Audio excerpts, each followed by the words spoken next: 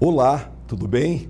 Estamos de volta com mais um programa Com Fé é Possível. A mensagem do Evangelho, as boas notícias para as pessoas que desejam se aproximar de Deus. Agradecemos o carinho de todos que nos acompanham e o canal de comunicação está aí na tela. comfeepossível@outlook.com. Nosso abraço aos patrocinadores, Postos Fênix, e um agradecimento especial ao diretor e a toda a equipe, o senhor Alexandre. Que Deus abençoe os Postos Fênix e também a Vienge, projetos de engenharia e arquitetura. Nosso abraço ao senhor Douglas e também a toda a equipe de trabalho nos projetos que estão envolvendo tantas construções, tantas ações em nossa cidade e em todo o Brasil. O abraço também aos apoiadores do programa, Moda Vírus e Móveis Sebem. Eu quero agradecer de uma maneira muito especial a todos que têm nos acompanhado e contribuído para o crescimento da audiência desse programa. Uma saudação especial a todos que integram a UMASBRAC, o departamento masculino da Igreja ao Brasil para Cristo, que está por toda a nossa nação. Homens que pregam o Evangelho, oram e abençoam pessoas. Nosso carinho aos líderes de cada cidade, em cada estado do nosso Brasil. Que vocês continuem sendo esses instrumentos preciosos nas mãos de Deus. Não saia daí, temos uma mensagem forte, poderosa para o teu coração.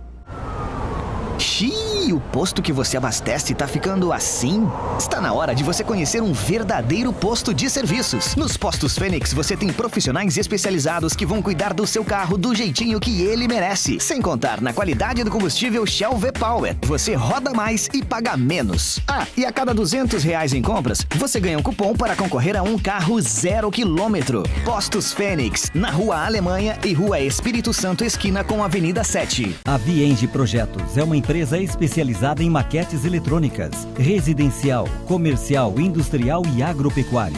Visualize seu projeto antes da construção. Entre em contato e solicite um orçamento.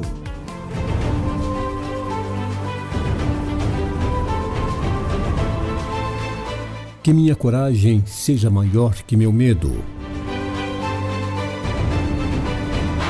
E que minha força seja tão grande quanto minha esperança.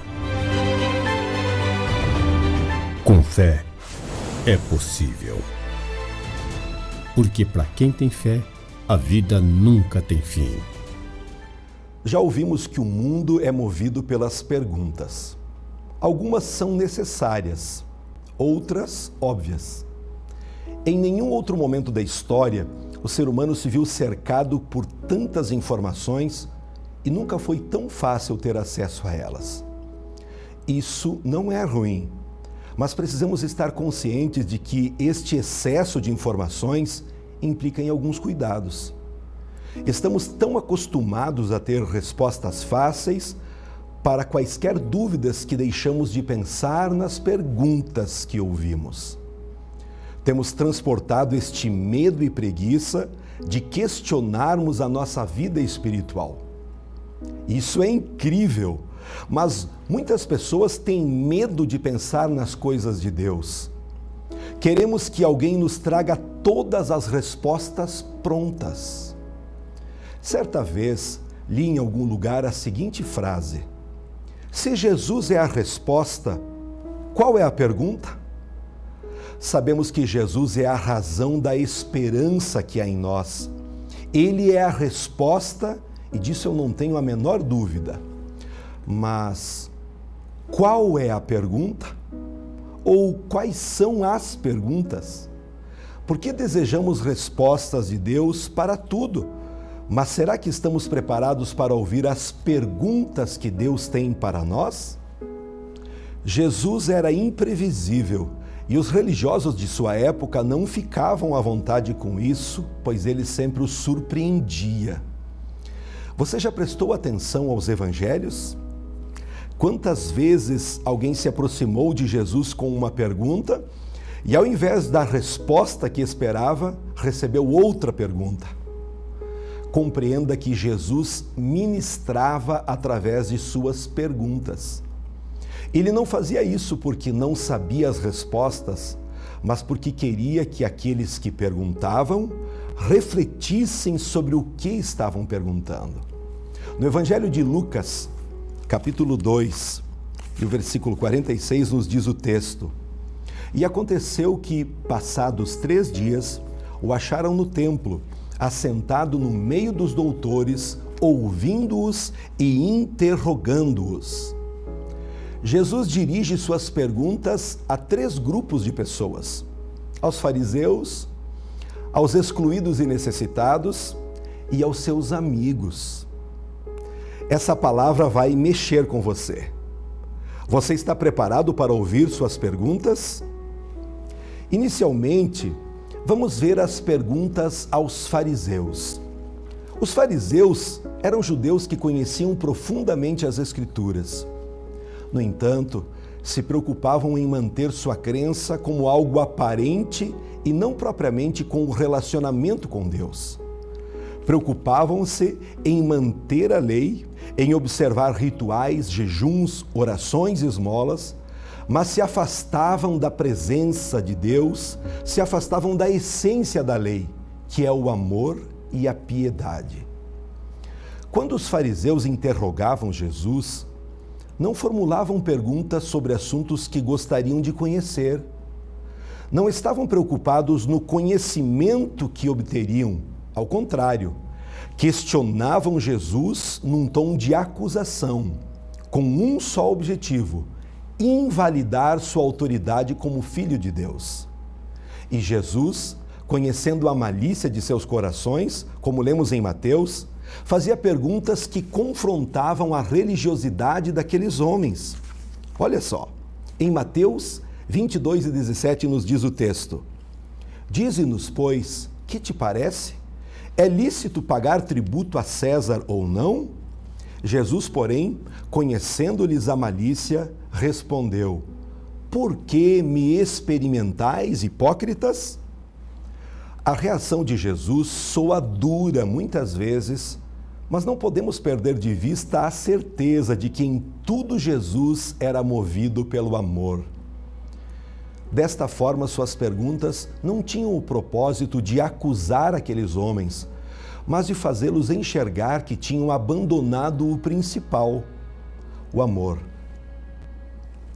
E você, quando conversa com alguém, tem o propósito de aprender ou apenas questionar? Avalie muito bem qual é a base de informações que tem. Nosso desejo é que você conheça a verdade.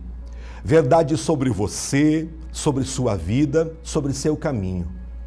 Conheça pela Bíblia a verdade sobre salvação, sobre a morte, sobre uma nova vida que é possível somente com fé em Jesus. Outras perguntas eram feitas aos necessitados. Em Mateus 20, a partir do versículo 30, diz assim o texto: E eis que 2 cegos, assentados à beira do caminho, tendo ouvido que Jesus passava, clamaram: Senhor, Filho de Davi, tem compaixão de nós. Mas a multidão os repreendia para que se calassem. Eles, porém, gritavam cada vez mais: Senhor, Filho de Davi, tem misericórdia de nós. Então, parando Jesus, chamou-os e perguntou: Que quereis que eu vos faça? No livro de João 5 e 6, Jesus, vendo-o deitado e sabendo que estava assim há muito tempo, perguntou-lhe: Queres ser curado? E quando vamos para João 8 e 10, lemos o episódio da mulher adúltera. Foi pega em pleno ato. E erguendo-se Jesus e não vendo a ninguém mais além da mulher, perguntou-lhe: Mulher, onde estão aqueles teus acusadores? Ninguém te condenou? Quantas perguntas que nos intrigam. O que um cego quer que se faça? Um enfermo há 38 anos, será que deseja ser curado? A mulher adúltera poderia ser apedrejada, mas todos seus acusadores se retiraram e Jesus pergunta: Ninguém te condenou? Meus amigos telespectadores, será que Jesus estava sem assunto? Que perguntas óbvias! Um cego quer enxergar, um enfermo quer ser curado, e se todos foram embora, é claro que ninguém condenou a mulher adúltera. Mas será que é tão óbvio assim? Não é. Talvez tenha sido um momento de perguntas duras que eles tenham ouvido, porque para respondê-las precisavam confessar seus pecados e suas necessidades. Cada resposta foi uma confissão, mas ao respondê-las enxergaram a misericórdia e compaixão de Deus. Contemplaram a graça operando em suas próprias vidas. Hoje, através do programa Com Fé é Possível, perguntas estão sendo formuladas a você. Deus está trabalhando novas perspectivas para a tua vida e tudo tem um propósito: curar, libertar, produzir a verdadeira paz que o mundo não conhece. Abra o teu coração, tenha fé e se aproxime de Deus.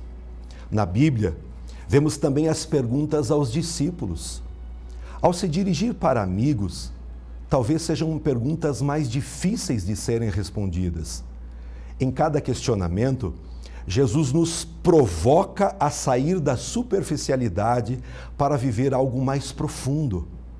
Ele pergunta: a quem procuras? Lá em João 20,15, Jesus perguntou: mulher, por que você está chorando? A quem procuras? Ela, supondo ser ele o jardineiro, respondeu: Senhor, se tu o tiraste, dize-me onde o puseste e eu o levarei. Quem você tem procurado? Essa é a primeira pergunta de Jesus a cada um de nós. Você ainda procura Jesus entre os mortos? Você ainda o vê na cruz? Ainda o vê preso a um sepulcro? A primeira pergunta que precisamos responder é exatamente esta: Cristo vive? Você crê que Ele é real? Você crê que Ele não está mais preso a uma cruz? Que Ele ressuscitou? Ele está vivo, sim, meus amigos. Se você for no túmulo de Buda, Maomé, Confúcio ou outras pessoas notáveis, os restos mortais estão lá. Mas no túmulo de Jesus, não. Ele ressuscitou. Ele foi visto pelas mulheres, pelos discípulos. A Bíblia diz que ele foi visto por mais de 500 pessoas depois de ressurreto. Isso sim é Deus. Num outro momento, Jesus aplica mais uma pergunta: e vós, quem dizeis que eu sou? Quando vamos lá para o Evangelho de Mateus, capítulo 16, e o versículo 13, nos diz assim o texto sagrado: indo Jesus para os lados de Cesareia de Filipe, perguntou a seus discípulos: quem diz o povo ser o Filho do Homem? E eles responderam: uns dizem João Batista, outros Elias, e outros Jeremias ou algum dos profetas. Mas vós, continuou ele, quem dizeis que eu sou? Eu pergunto para você que nos assiste: quem Jesus é para você? Como responderíamos? Mais um profeta? Um menino na manjedoura? Uma estátua presa a uma cruz? Ou o próprio Filho de Deus, o Verbo vivo, aquele que preferiu morrer a viver sem você? Hein? Você realmente conhece Jesus? Não estou falando em ter ouvido falar dele, mas em ter experiências com ele. Estou falando de andar lado a lado com ele, estou falando de intimidade. Agora mesmo, é possível você ter essa experiência de se encontrar com Jesus, fazer suas perguntas, mas também responder as que ele faz a você. Destaco que esse amor de Deus em relação ao ser humano não é apenas em resolver problemas temporários, algo que esteja te inquietando, mas resolver a questão da vida eterna que somente Ele pode nos conceder. Num certo dia, a pergunta de Jesus foi certeira. Lá em João 21,15, ele diz: Simão, filho de João, amas-me mais do que estes outros? Se você crê que ele está vivo, se sabe quem ele é, a terceira pergunta é bem mais complexa. Jesus não pergunta se o amamos. A amplitude é muito maior. Você me ama mais do que os outros? Você me ama mais do que essas pessoas aí me amam? Tudo na Bíblia tem a ver com o amor. E Deus espera um amor maior do que tudo, maior do que todos. Você me ama mais do que os outros me amam? Quantas vezes você já ouviu a mensagem: buscai em primeiro lugar o reino de Deus e a sua justiça, e as demais coisas vos serão acrescentadas. Isso é a nossa manifestação de amor. Pela palavra de Deus, não poucas vezes somos desafiados, confrontados. Ele estava pregando, ensinando as verdades, e as pessoas começaram a sair e deixar bem claro que não estavam gostando. Lá no livro de João, capítulo 6, e o versículo 67, nos diz o texto: Então perguntou Jesus aos 12, porventura, querem vocês também se retirarem? Muitos me abandonaram, vocês querem fazer o mesmo? São perguntas que nos desafiam. Até onde vai a nossa fidelidade? Talvez a sua expectativa através do Evangelho é de ter respostas para a sua vida. Mas para transformar a tua vida, Jesus apresenta perguntas que produzirão uma verdadeira reflexão e avaliação de como está a sua vida, como está a sua comunhão com Deus. Lembre que as perguntas de Jesus levam a uma confissão, a um reconhecimento. Não viva tão ansioso assim, dizendo: o que vai acontecer com a minha vida? Por que o Senhor não faz nada? Meu amigo, senhora, jovem, você pode procurar as respostas em todos os lugares, mas nunca vai entendê-las se antes não tiver respondido às perguntas que o Senhor faz para você. Você crê que Ele vive? Quem Ele é para você? Você o ama mais do que os outros ou vai abandoná-lo? Não tenho a menor pretensão de ensinar você a responder essas questões. E mesmo que eu quisesse, não poderia fazê-lo. Não há como caminharmos com Deus através das experiências de outras pessoas, de nossos irmãos, pastores, até de nossos pais, por mais espirituais e íntimos com Deus que eles sejam. Eles podem apenas nos orientar e nos encorajar, mas cada uma destas respostas precisam ser geradas em nosso coração e o Senhor anseia por ouvi-las. Eu oro para que seja hoje o dia em que o Senhor ouça tuas respostas. Amém? Permita essa mensagem trabalhar em seu coração. Para Adão, depois do pecado, a pergunta foi: onde você está? Para Caim, após o assassinato, cadê seu irmão? Para Isaías, devido à escassez de pregadores, Deus pergunta: a quem enviarei? Para o cego Bartimeu, que clamava desesperadamente por Jesus, a pergunta foi: o que queres que eu te faça? Para os discípulos no barco, durante a tempestade, por que sois medrosos e não tens fé? Para a mulher adúltera, após ter sido humilhada publicamente, aonde estão os teus acusadores? Para Pedro, após ter negado Jesus por 3 vezes, você me ama? Para Paulo, quando ele ainda se chamava Saulo e perseguia os cristãos, por que me persegues? Para Maria Madalena, após ela ter encontrado o túmulo vazio, por que você está chorando?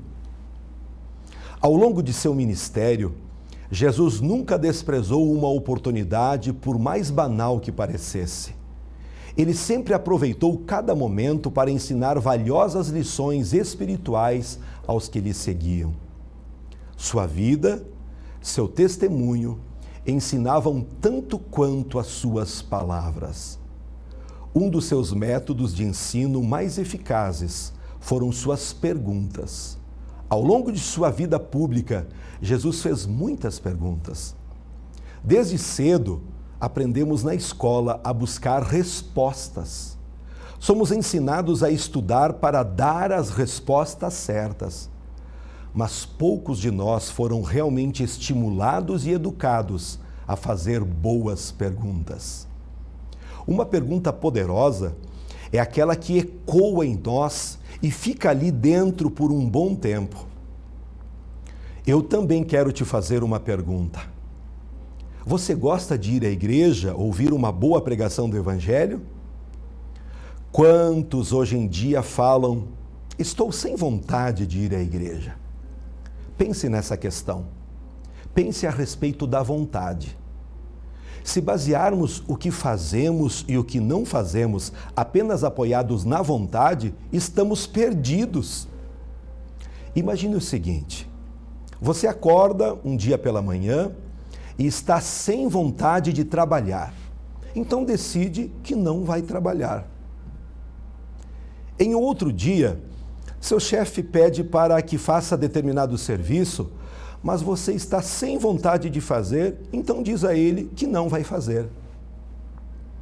Alguém te liga pedindo ajuda e você está sem vontade de ajudar, então deixa a pessoa no sofrimento. Seu filho acorda à noite com dores, mas você está sem vontade de levantar e ajudá-lo, então você deixa ele se virar com a dor. Perceba que, se deixarmos a vontade ser aquilo que dá a direção das nossas decisões na vida, nos daremos muito mal. As consequências serão desastrosas. Isso porque a nossa vontade é muito flutuante. Então, só a nossa vontade é uma péssima base para tomarmos decisões do que fazemos ou deixamos de fazer. É muito bom quando temos vontade de fazer algo. Isso nos ajuda muito, mas em vários momentos não teremos essa vontade em nós. Nesses casos, o que precisa tomar a direção é algo que conhecemos muito bem e que se chama razão. A razão é a nossa capacidade de raciocinar, aprender, compreender, ponderar, julgar. A razão nos fará fazer as coisas que devemos fazer e não apenas aquelas que temos vontade de fazer. Quando você diz que não tem mais vontade de ir à igreja, mostra claramente que os sentimentos dominaram suas ações e você não consegue tomar a decisão mais correta. Coloque a razão acima dos sentimentos para que coisas necessárias sejam feitas independentemente de qualquer obstáculo. É assim que pais conseguem cuidar de seus filhos, mesmo quando têm de ficar noites e noites acordados. É assim que chefes de família sustentam suas casas, mesmo quando a vontade de trabalhar não aparece. É assim que pessoas fazem trabalhos incríveis, mesmo quando a vontade de ficar em casa, no sofá, insiste em aparecer. É assim que pessoas servem a Deus, mesmo quando em alguns momentos a vontade de desistir aparece. Minha dica é que você comece a estabelecer metas. Por exemplo, coloque uma meta de começar a participar na igreja pelo menos uma vez por semana. Converse com sua família e cumpra sua meta. Todo esforço em buscar ao Senhor será honrado por Ele. A Bíblia diz: sejam fortes e não desfaleçam as vossas mãos, porque a vossa obra tem uma recompensa. Como hoje estou abordando sobre a importância das perguntas, é dessa forma que vou concluir o programa de hoje. Você já aceitou a Jesus como seu Salvador e Senhor? A saber, se com a tua boca confessares ao Senhor Jesus e em teu coração creres, serás salvo.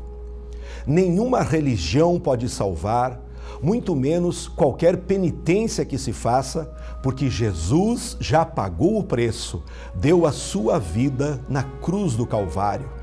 Hoje Ele está vivo e agora mesmo está tocando a sua vida, perguntando: o que queres que te faça?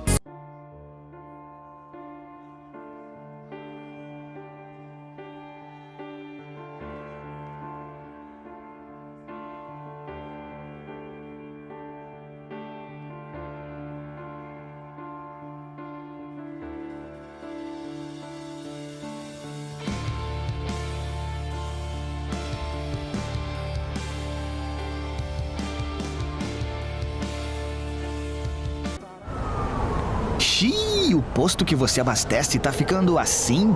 Está na hora de você conhecer um verdadeiro posto de serviços. Nos Postos Fênix você tem profissionais especializados que vão cuidar do seu carro do jeitinho que ele merece. Sem contar na qualidade do combustível Shell V-Power. Você roda mais e paga menos. Ah, e a cada R$200 em compras, você ganha um cupom para concorrer a um carro 0 km. Postos Fênix, na Rua Alemanha e Rua Espírito Santo, esquina com a Avenida 7. A Vienge Projetos é uma empresa especializada em maquetes eletrônicas, residencial, comercial, industrial e agropecuário. Visualize seu projeto antes da construção. Entre em contato e solicite um orçamento.